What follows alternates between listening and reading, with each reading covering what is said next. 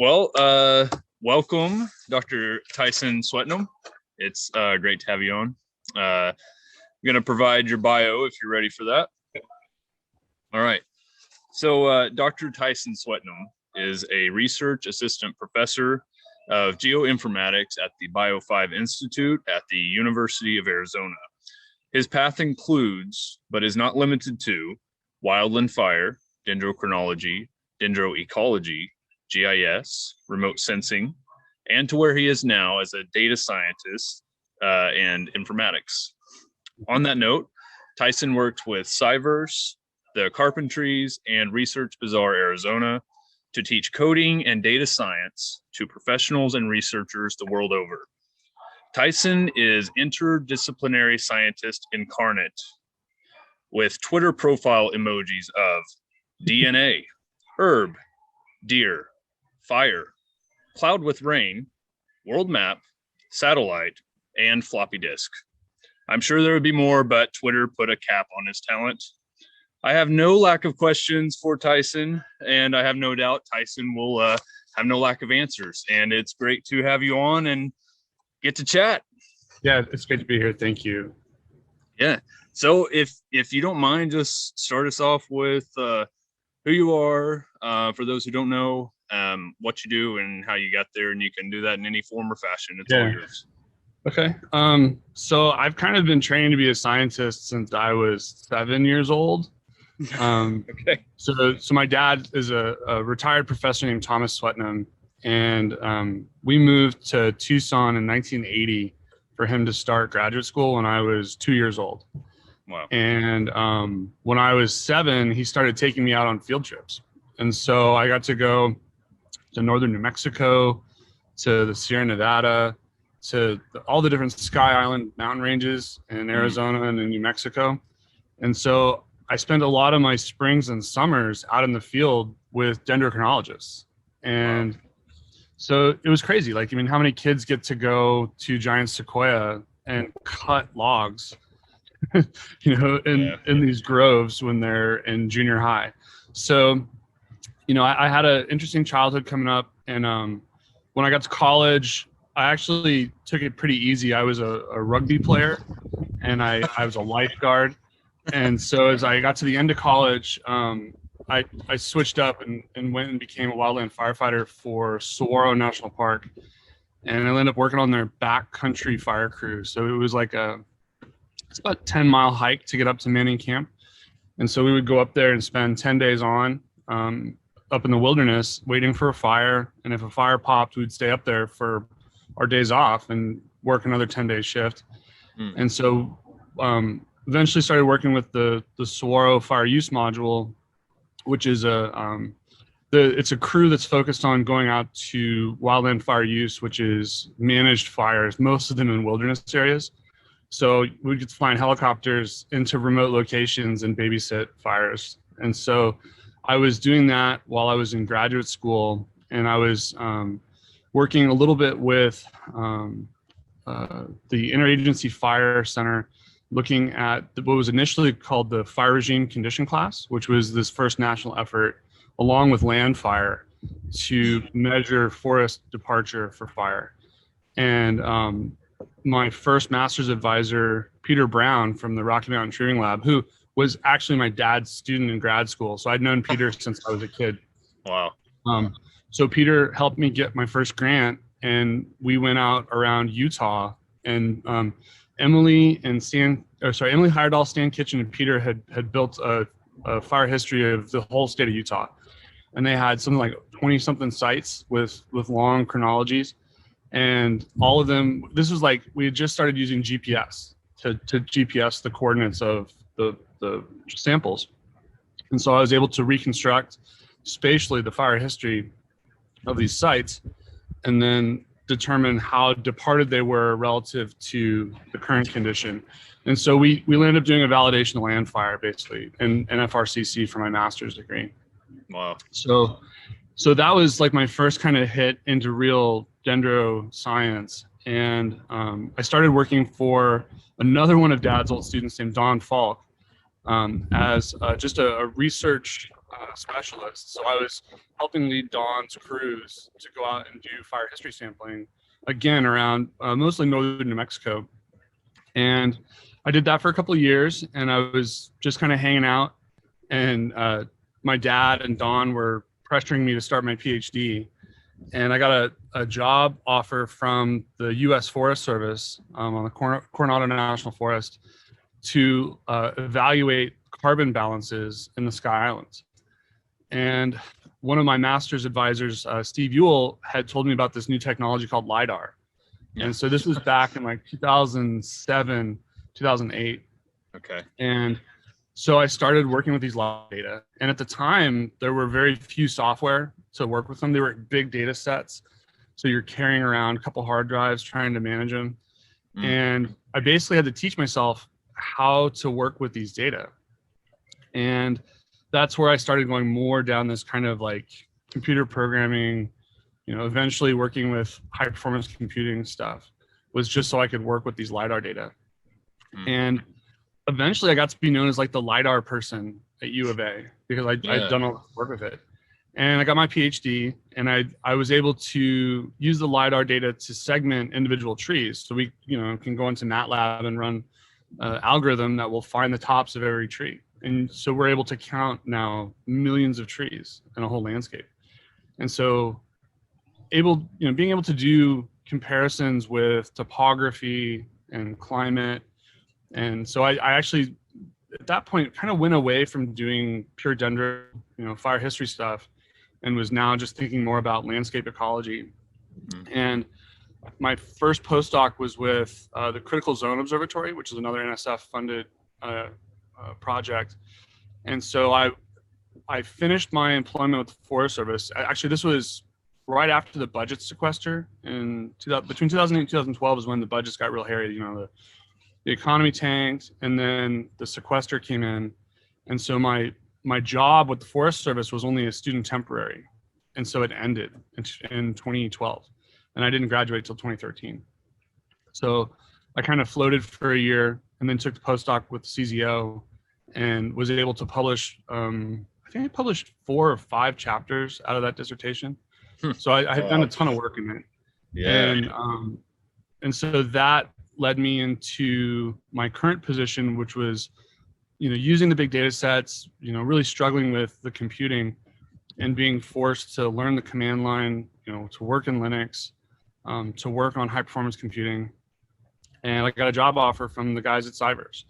And so they needed someone to come in and help facilitate some of the geospatial data analyses that CyVerse is doing. And that's how I got to where I am now. And so I've worked for CyVerse for like 4.5 years. Okay.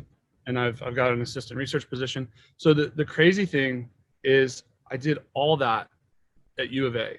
Like I've never left Tucson. Wow. So that's wild. It's taken a while. Like it's been having, that family base here in Tucson. So my wife and I live in this house, and her parents own this house. So it's like we've had that family structure where I'm able to just hold on through the bad times and wait out, waiting for opportunity. And it's been fortunate for me.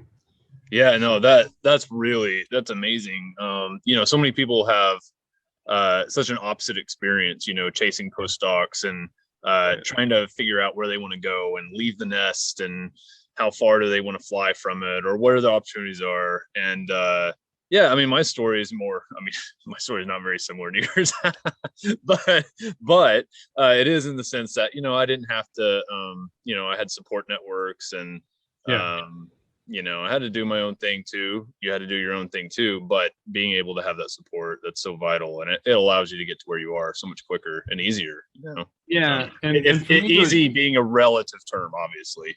Yeah. It was sort of, ignoring the naysayers about, you need to go somewhere else for your PhD, or you need to go somewhere else for your postdoc. Yeah. Okay.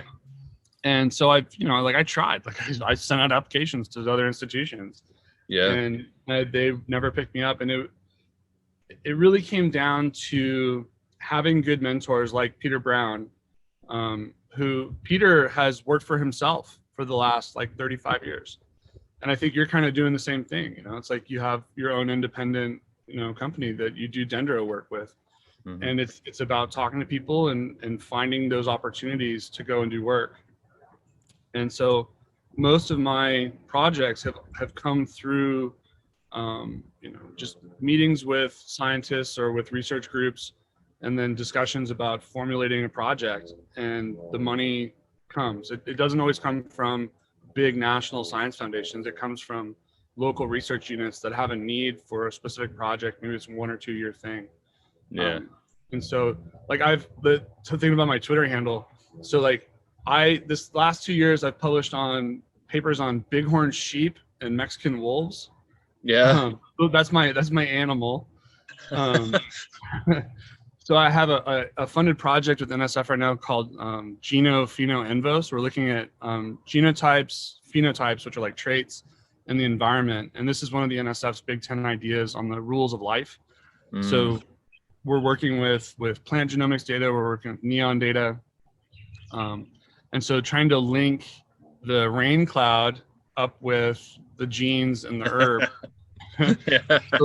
And then all this is using like large data sets. So there's my floppy disk, and it's geospatial.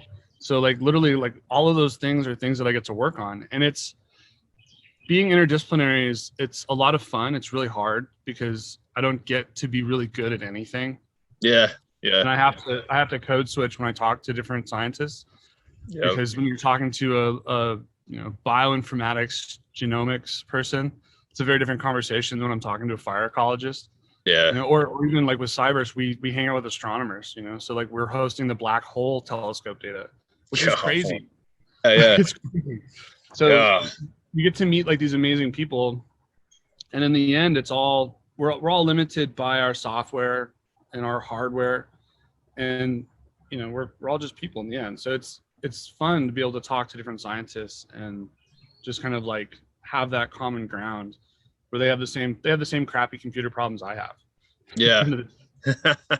Yeah. It may not be that's so cool. I mean, to think about, I think like having these chats is kind of like that for me, in the sense of like it's really just about relationships, and being able to host different conversations with diversity of thought, diversity of people, in fields. Yeah, that makes a lot of sense. Yeah, we are all people, I mean, I know, like you mentioned your dad, and I just think he seems like a very genuine, down to earth person. But yet, when you have the titles and the accolades, it's hard to think about those people being accessible, but they are. They're just another relationship to maintain and to really work towards. Yeah, and hopefully you get to talk to Dad sometime, because he's one of the first people to admit that he's not a real quantitative guy.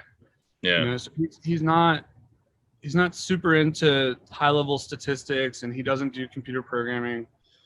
But I think it's just being able to sit back and think about, the big picture, kind of like classic ecology, of like just being in a place and thinking about all those interactions over a longer period of time than your lifetime.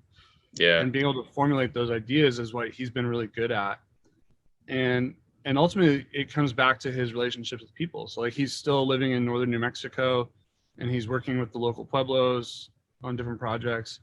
And so I think he's enjoying his retirement, but it's not something he can turn off, as far as like, like being a scientist isn't something you like do 9 to 5.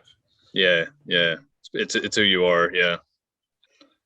Oh, that's cool. No, I'd love to have the opportunity to talk with him. Yeah, for sure. Well, go ahead. Sorry. I was gonna say I could cold call him right now, but we'll do that another time. Okay. We'll say that for the next chat. We'll pull him up. Yeah, that'd be great. Yeah. Well, that's cool. That was a really good rundown of, the quick of how you got there to where you are now. It's like such a story of necessity, and I've seen that with some friends of mine and colleagues, and it's just like learning R or something.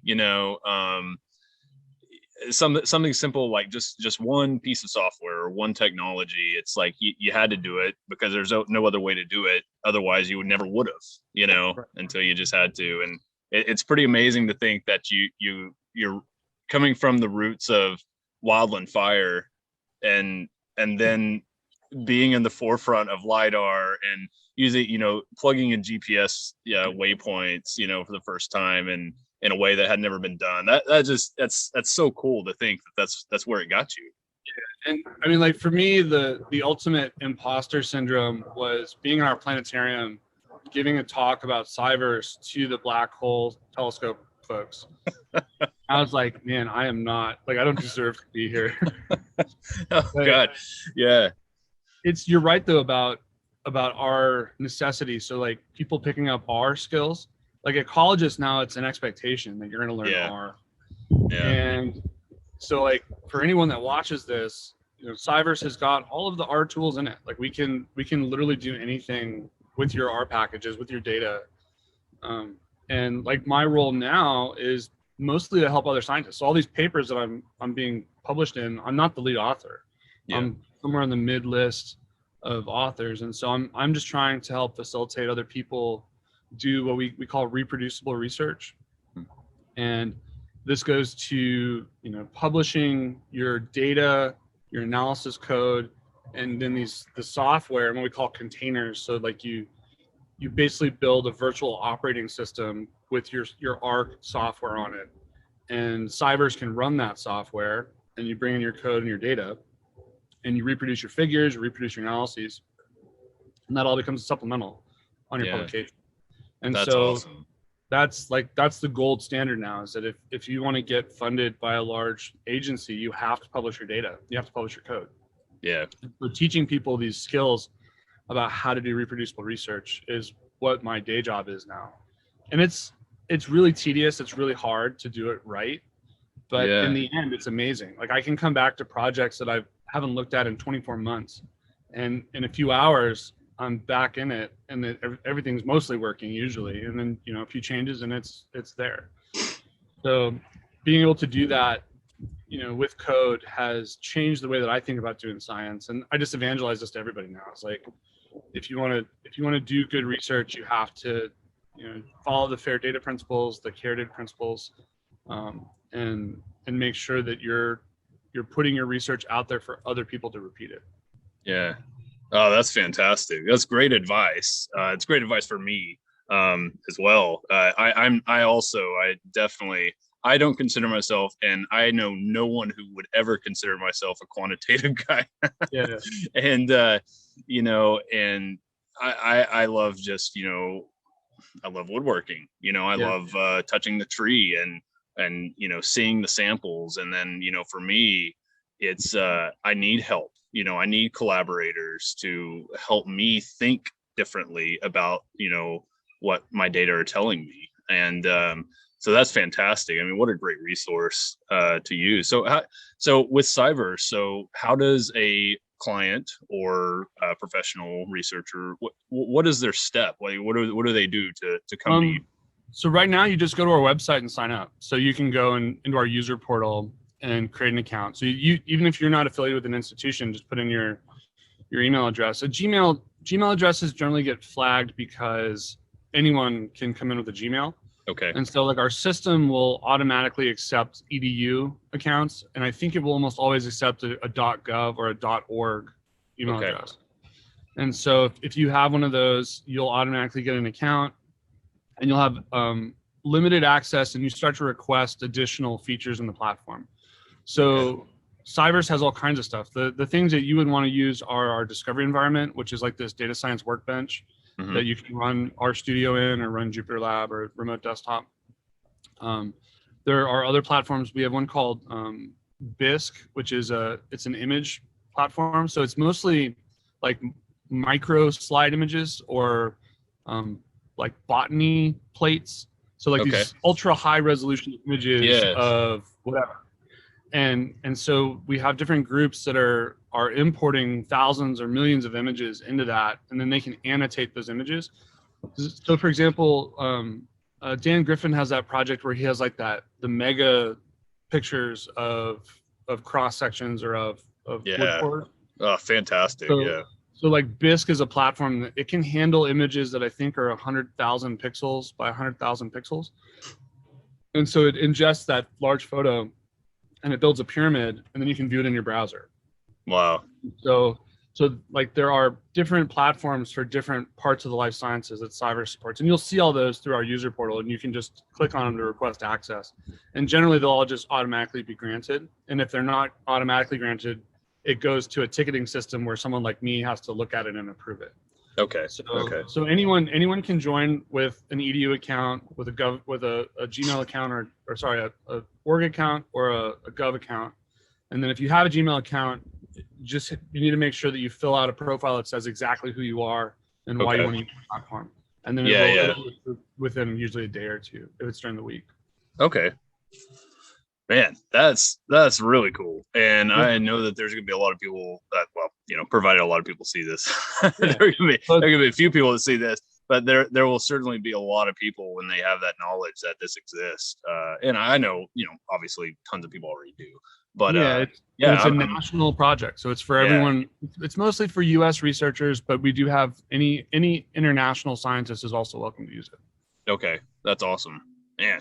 What a great thing.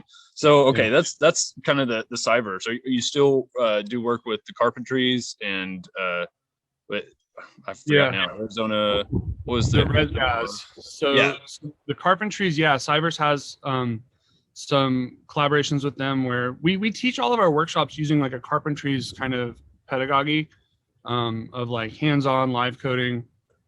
But we actually just hired a new member on our science team who is half-time with the Carpentries. And so he's working to develop new Carpentries materials and then to refine the materials that CyVerse has using Carpentries style. So there's still a lot of ongoing collaboration with Carpentries. Research Bazaar is an international group kind of focused on digital literacy. Okay. And so there are different chapters in different cities around the world. And we have one here in Tucson. We have a pretty active meetup group of programmers. So these are people that are just kind of interested in working with Python or working with R. And in the before times, we would get together on Tuesday mornings for what we called coffee and code. And then on Thursday afternoon, they have hacky hour at a local bar. So they would drink beer and work on programming problems. So those meetups lead into a large annual event, and if you go to Research Bazaar, just Google it.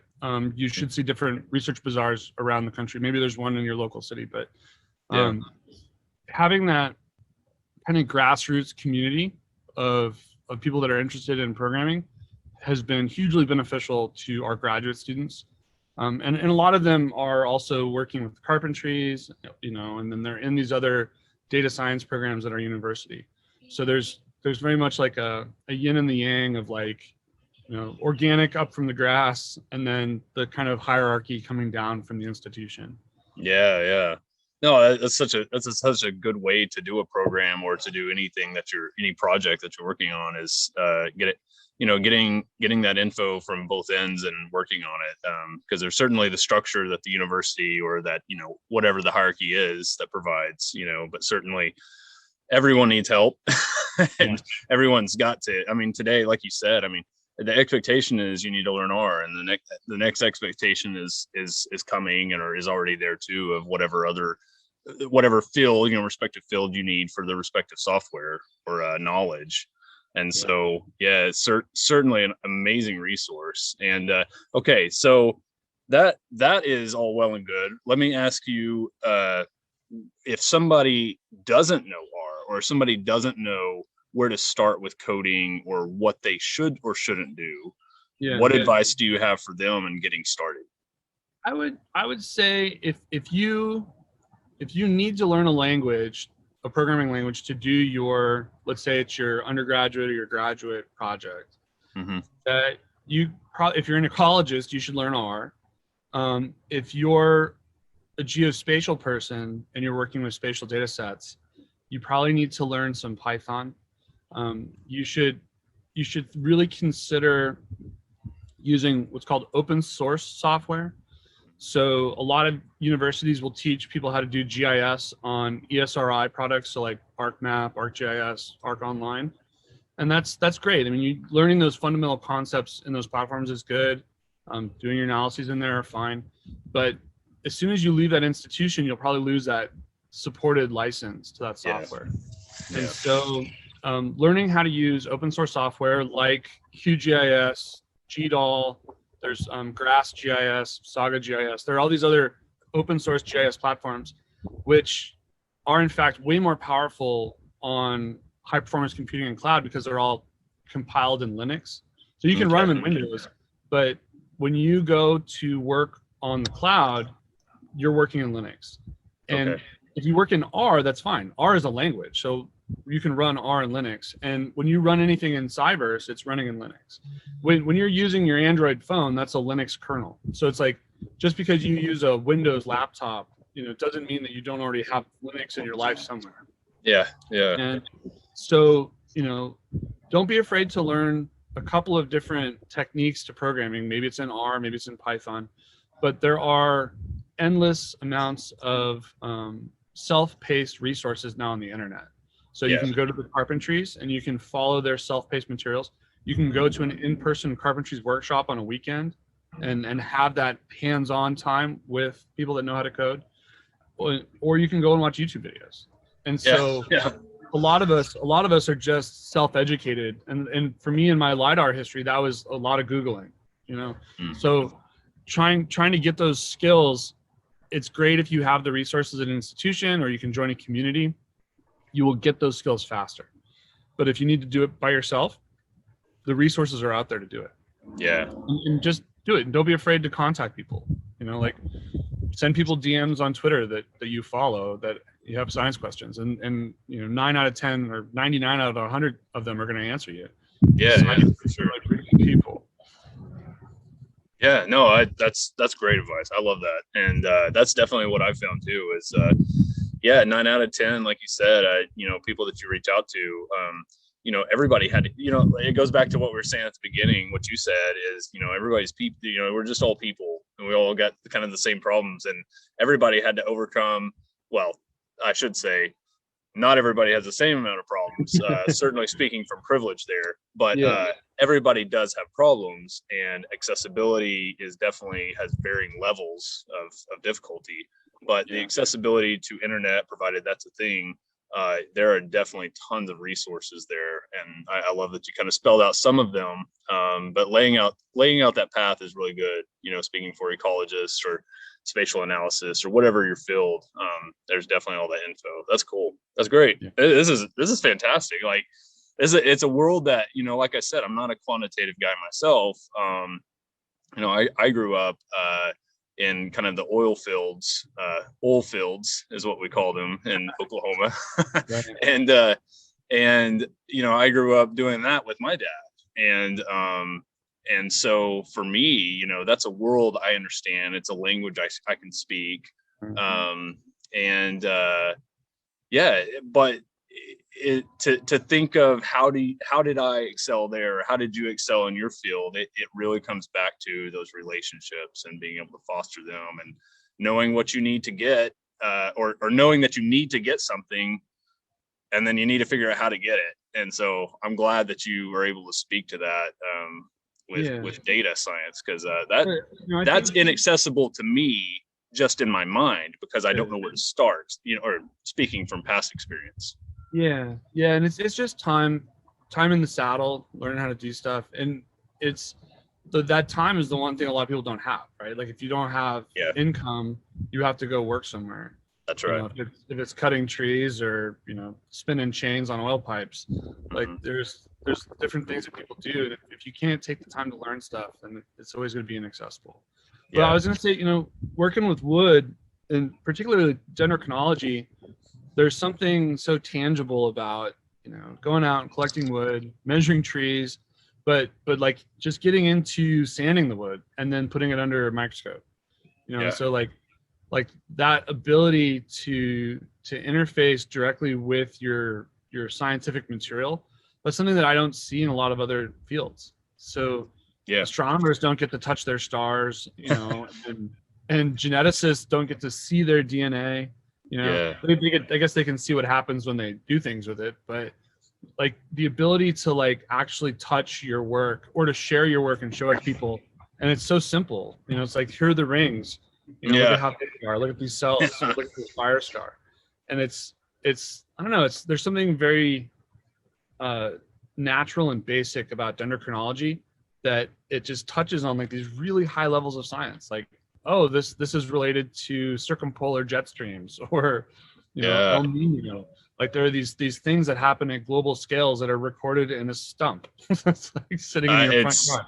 That's yeah. Oh, that is such a great point. I mean, that's inspirational speech right there, because it is like, if you have done that, if you have well, and it I feel like in dendrochronology, you know, it really touches in that inner child, you know, realm of, you know, discovery and wonder, and like you said, being able to hold it.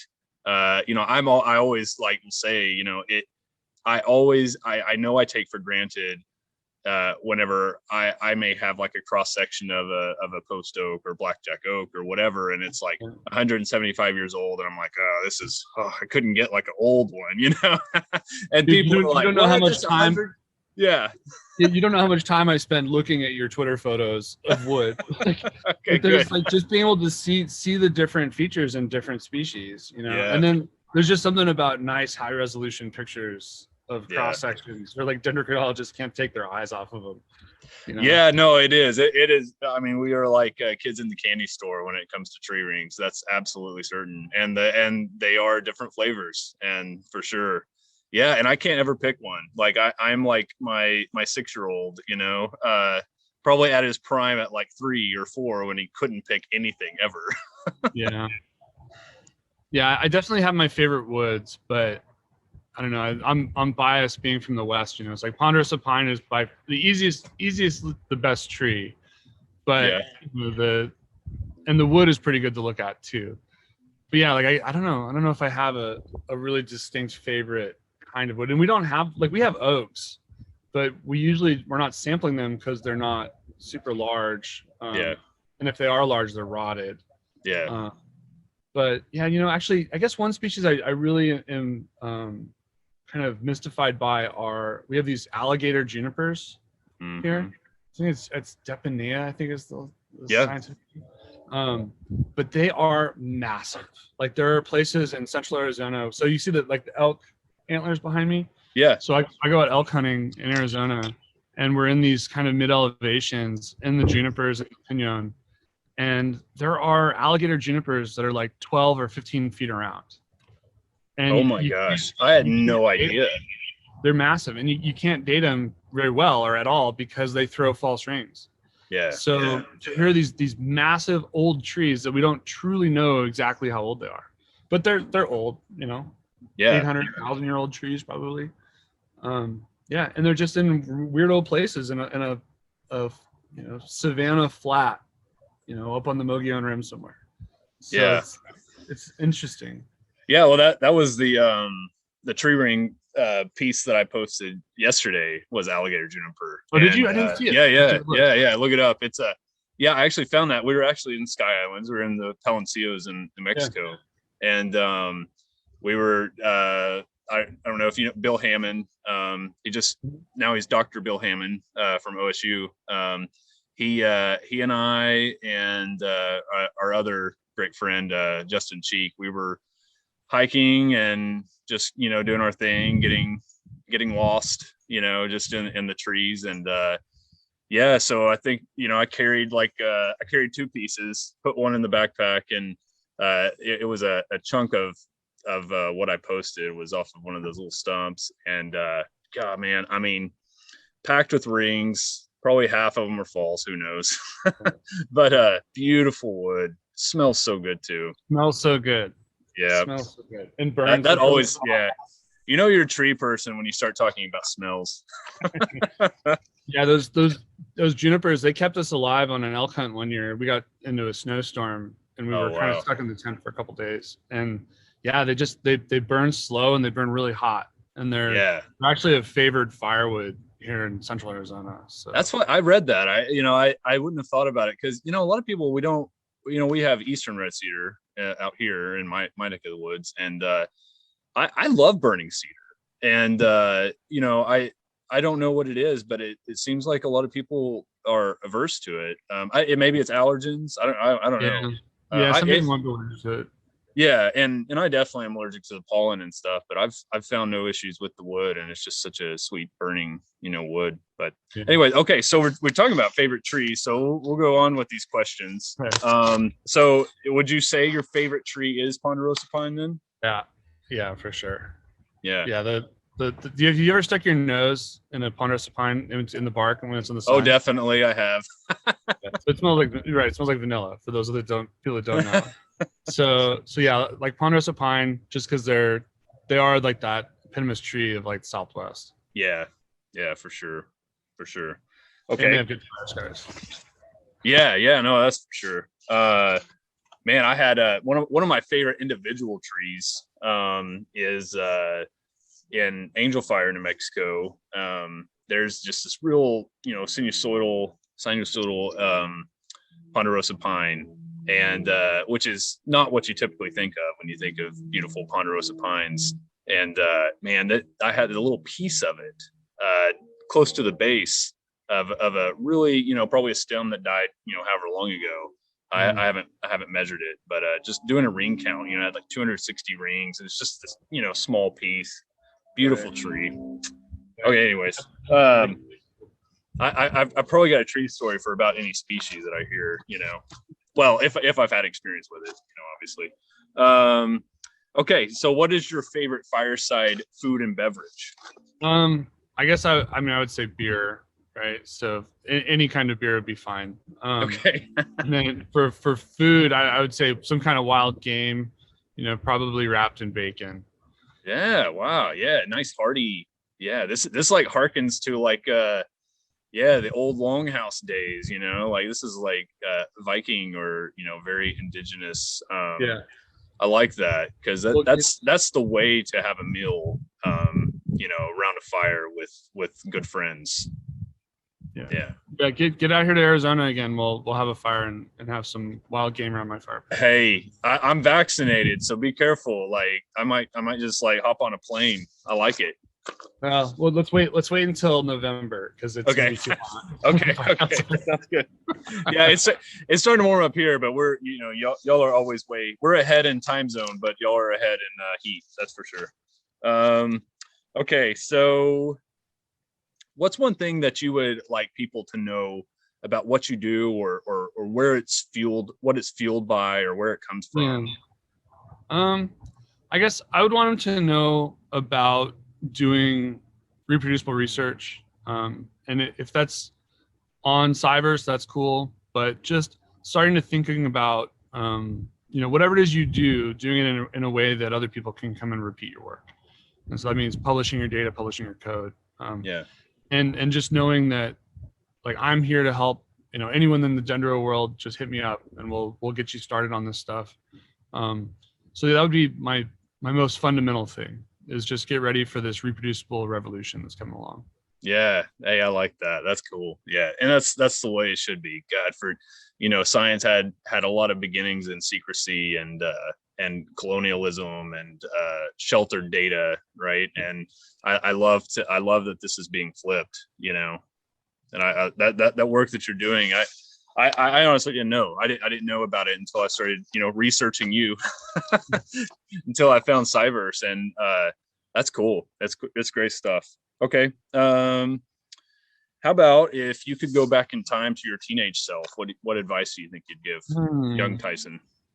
I think I'd still be a scientist. I probably would have told myself to take it easier on myself as far as school went for my science classes, and think more about learning about people, learning about other things that aren't just science. Like you spend all this time learning a specific scientific discipline and you think you're going to be a scientist, and then you end up not being a scientist. You're something else.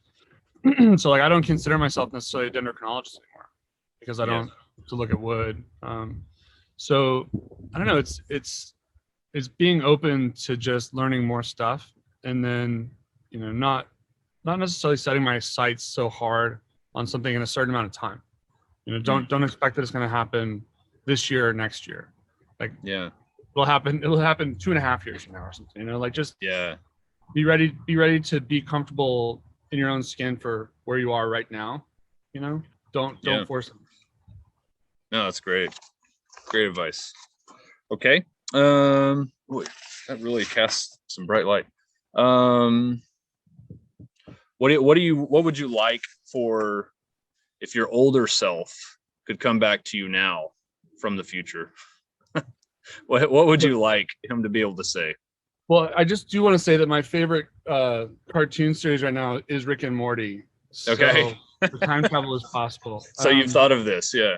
Right. So I would, if I had to have my old self come back at me, sort of the same thing. I'd want to know what I should be impatient about and what I should be patient about.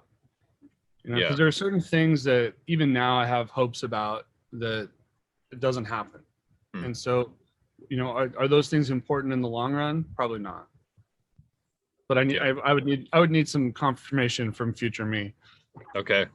Yeah, no, that's good. Yeah, confirmation, reassurance. It's always nice.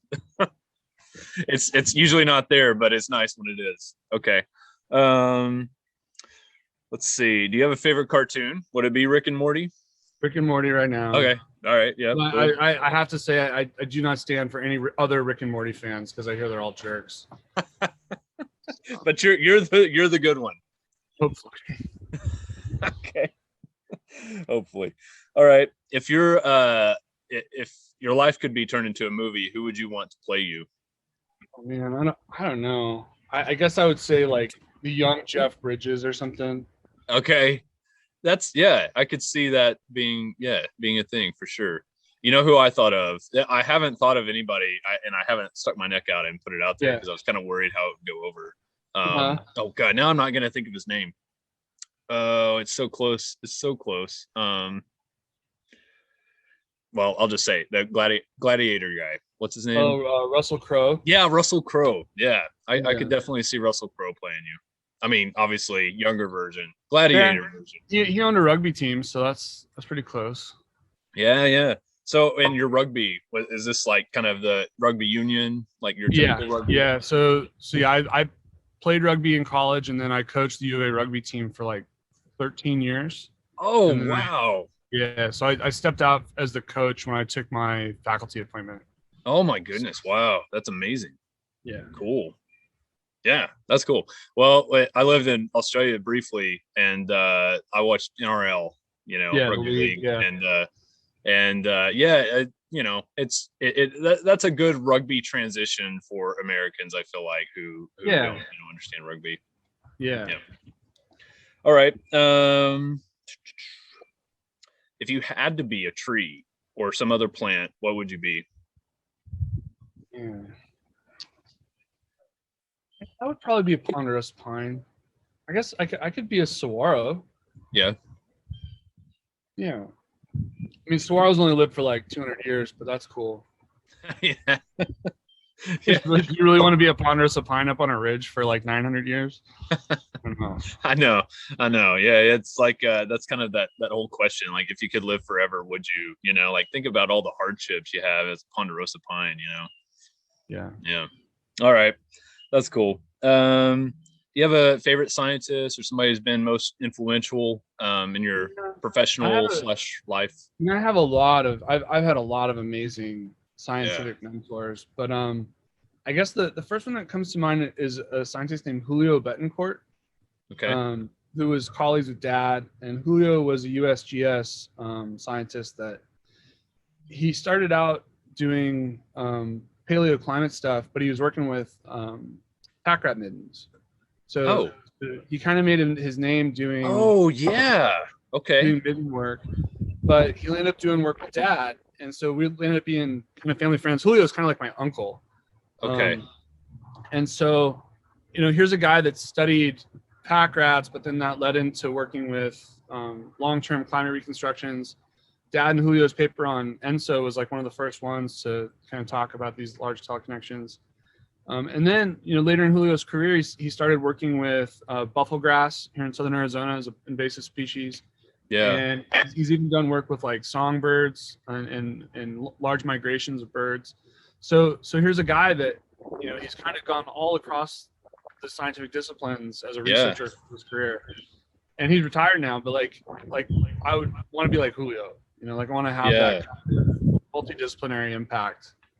Yeah. No, for sure. Well, it sounds like you're well on your way if you're not already there. Yeah, no, that's awesome.